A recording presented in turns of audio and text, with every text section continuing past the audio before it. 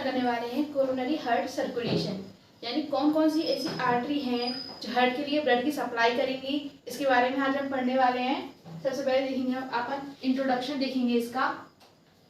तो heart muscles need more oxygen than any organ except brain. जो heart की muscles होती हैं उनको नीड होती है, किस चीज की नीड होती है? ऑक्सीजन की नीड होगी। सबसे ज्यादा ऑक्सीजन की नीड कौन से ऑर्गन को होती है? तो हार्ट को होगी। और कौन से ऑर्गन को होगी? ब्रेन को होगी। सबसे ज्यादा नीड किसको होती है ऑक्सीजन की? हार्ट को होती है और ब्रेन को होती है। दूसरा इसका पॉइंट है, if the heart beats in average 75 times in a minutes, तो एक मिनट में जो हार्ट बीट है वो कितनी होती है? 75 टाइम्स होती है। फॉर अगर हम बात करें 80 ईयर्स के लिए तो कितनी हार्ट बीट होगी? For 80 years it will beat more than 3 billion times. कितनी होगी? 3 बिलियन टाइम्स होगी। अगर हम बात करें कि 80 ईयर्स के अंदर कितना ब्लड है जो पंप होगा, तो उसकी अगर हम बात करें तो कितना ब्लड है? And pumps more than 200 million litre of blood. कितना ब्लड पंप हो जाएगा? 200 million litre of blood pump होगा। किससे होगा? हार्ट के द्वारा होगा। Because of that heart require continuous blood supply. Heart के लिए किस चीज की रिक्वायरमेंट होती है? कंटिन्यूअस ब्लड सप्लाई की रिक्वायरमेंट होगी फॉर ऑक्सीजन एंड न्यूट्रिएंट्स। किसके लिए होगी? ऑक्सीजन के लिए और न्यूट्रिएंट्स के लिए। इसका अगला पॉइंट है, heart is using a supply 5% of circulating blood to meet the metabolic need. Heart के लिए कितने ब्लड की रिक्वायरमेंट होती है? तो 5% सर्कुलेटिंग ब्लड की रिक्वायरमेंट होती है। और किस लिए रिक्वायरमेंट होगी? मेटाबॉलिक नीड के लिए रिक्वायरमेंट होगी। Coronary circulation is a flow of blood that supply to the heart tissues. तो कोरोनरी सर्कुलेशन क्या है? ब्लड का फ्लो करवाता है। और किसके लिए ब्लड की फ्लो की रिक्वायरमेंट होती है? हार्ट टिश्यूज के लिए, क्योंकि हार्ट टिश्यूज को क्या चाहिए? ऑक्सीजन चाहिए। Coronary circulation is the shortest circulation of the body. तो कोरोनरी सर्कुलेशन जो है वो किस टाइप का सर्कुलेशन है?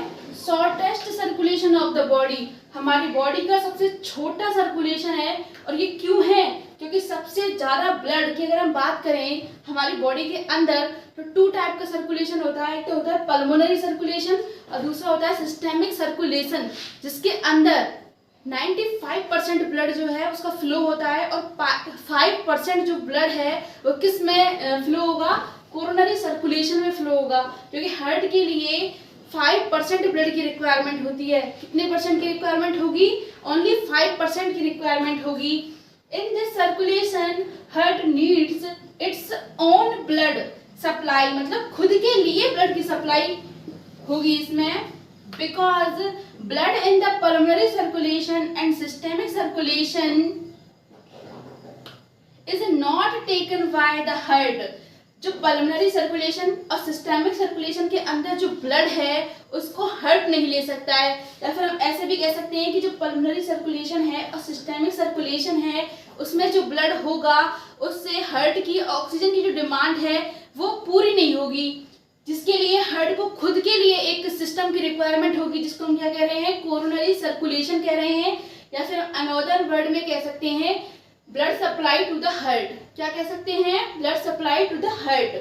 इसका नेक्स्ट पॉइंट है, heart pump 380 litres of the blood. कितने ब्लड को पंप करेगा? 380 लीटर्स ऑफ द ब्लड। कितने को? 380 litres of the blood. Coronary arteries होती हैं। अब जो हार्ट है तो हार्ट के लिए सप्लाई भी तो कोई आर्टरीज होगी, वो ही तो करेंगी। तो कौन कौन सी आर्टरी होंगी?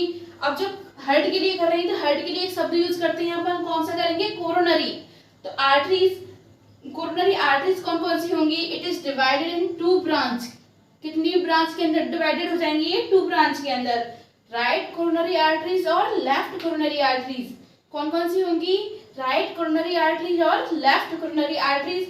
अब इन दोनों के बारे में पढ़ेंगे अपन। सबसे पहले आती है राइट कोरोनरी आर्टरीज। सबसे पहले कौन सी होगी? Right coronary arteries. सबसे पहले कौन सी होगी? Right coronary arteries. और ये भी 2 में डिवाइड हो जाएगी। सबसे पहले आएगी मार्जिनल आर्टरी और दूसरी होगी इसकी पोस्टीरियर इंटरवेंट्रिकुलर आर्टरी।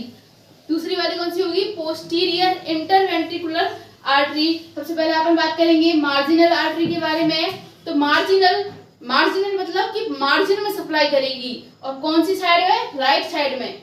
कौन सी है ये? Right side. तो अपन बात करेंगे मार्जिनल आर्टरी के बारे में। तो this branch supply blood to the lateral side of the heart. कहाँ पे सप्लाई कर रही है? Lateral side of the heart. कहाँ सप्लाई कर रही है? Lateral side of the heart में सप्लाई करेगी। या फिर अनदर वर्ड में अपन कह सकते हैं lateral aspect of the right atrium and right ventricle. कहाँ सप्लाई कर रही है? Lateral aspect of the right atrium and right ventricle में ये ब्लड की सप्लाई करेगी। इसका दूसरा पॉइंट है, दूसरी वाली आर्टरीज आएगी इसके अंदर, पोस्टीरियर इंटरवेंट्रिकुलर आर्टरी। कौन सी होगी? Posterior interventricular artery. इसके बारे में पढ़ेंगे। This artery runs to the heart. कहाँ पे रन्स करेगी? हार्ट के एपेक्स में रन्स करेगी। एपेक्स कहाँ पे होता है? बिलो में होता है। और बेस कहाँ होता है? एबव में होता है। And supply blood to the posterior ventricles wall जो होंगी वहां पे ये सप्लाई करने का काम करेगी। देखो इससे समझो, पोस्टीरियर इंटरवेंट्रिकुलर आर्टरी, पोस्टीरियर यानी कि पीछे, इंटरवेंट्रिकुलर मतलब कि वेंट्रिकल्स के बीच में। कहाँ पे? वेंट्रिकल्स के बीच में। इंटरवेंट्रिकुलर सेप्टम होता है जो कि दोनों वेंट्रिकल्स को डिवाइड करने का काम करेगा। तो ये वेंट्रिकल्स में सप्लाई करेगी। कौन सी जगह पे सप्लाई करेगी? पोस्टीरियर वाली जगह पे सप्लाई करने का काम करेगी। दिस आर्टरी मर्ज, ये आर्टरी कहाँ पर जाकर मर्ज हो जाएगी, या फिर दूसरे शब्दों में हम कह सकते हैं इसको एनास्टेमोसिस यानी कि जुड़ना। कौन सी वाली आर्टरी के साथ जुड़ेगी? With the anterior interventricular artery. किसके साथ जुड़ जाएगी? पोस्टीरियर इंटरवेंट्रिकुलर आर्टरी जो है वो जुड़ेगी एंटीरियर इंटरवेंट्रिकुलर आर्टरी के साथ में। किसके साथ में? एंटीरियर इंटरवेंट्रिकुलर आर्टरी के साथ में एनास्टेमोसिस करेगी, या फिर हम कह सकते हैं कि मर्ज हो जाएगी। इसका नेक्स्ट पॉइंट है, this artery supply blood right side of the heart. कहाँ पे सप्लाई करेगी? Right side of the heart में। कहाँ सप्लाई करेगी? Right side of the heart में। इसका दूसरी वाली आर्टरी है left coronary artery. Left coronary artery जो होगी ये भी दो में डिवाइड होगी। कौन कौन से पार्ट होंगी? एंटीरियर इंटरवेंट्रिकुलर आर्टरी और circumflex artery. Anterior interventricular artery के अंदर क्या होगा कि these artery supply blood interventricular septum. कहाँ पे सप्लाई करेगी? Interventricular septum. अब ये बात कहाँ पे हो रही है? एंटीरियरली। ये वाली बात कहाँ हो रही थी? Posteriorly. Posterior interventricular artery supply कर रही है पोस्टीरियर में, और एंटीरियर इंटरवेंट्रिकुलर आर्टरी सप्लाई करेगी आगे वाली साइड में, हार्ट के आगे वाली साइड में।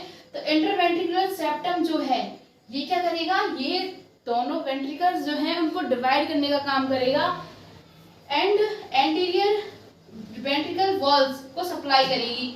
इंटरवेंट्रिकुलर सेप्टम जो है उसको सप्लाई करेगी, और एंटीरियर वेंट्रिकुलर वॉल्स होंगी उनको सप्लाई करने का काम करेगी। Anterior interventricular artery join the terminal artery. किसके साथ में ज्वाइंट हो जाएगी? टर्मिनल आर्टरी के साथ में ज्वाइंट हो जाएगी, या फिर हम कह सकते हैं कि राइट कोरोनरी आर्टरी के साथ में ज्वाइंट हो जाएगी। ठीक है। इसकी दूसरी वाली आर्टरी का नाम है सर्कमफ्लेक्स आर्टरी। सर्कमफ्लेक्स आर्टरी के बारे में पढ़ेंगे। This artery continuous around the left side of the heart. कहाँ पे होती है? कंटिन्यूअस होती है left side of the heart में। कहाँ होगी? Left side of the heart में सप्लाई करेगी। It supply blood to the heart. It supply blood to the left atrium and small portion of the posterior wall of the ventricles.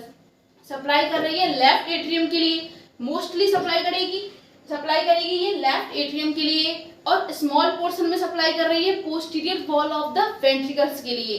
तो ये है coronary heart circulation या blood supply to the heart. इसके आगे next video में।